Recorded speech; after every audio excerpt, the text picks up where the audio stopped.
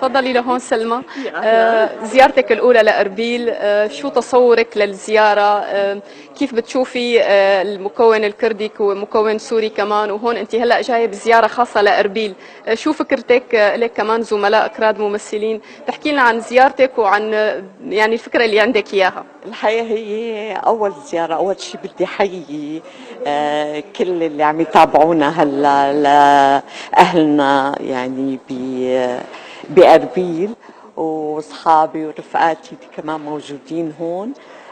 أول زيارة طبعا أنا كتير سمعت من رفقاتي ومن اللي زاروا أربيل إنه بلد كتير حلوة، وما تنسي إنه كمان أنا فيني نص كردي من ناحية ماما يعني. فبعرف أنا كيف هذا الشعب الطيب، الشعب الشجاع القوي. وعم بعرف إنه كتير صارت أربيل حلوة وبلد كتير فيها ماشي تطور وهي. الحقيقة يعني حلو إنه واحد يتعرف على مناطق جديدة مش شايفها.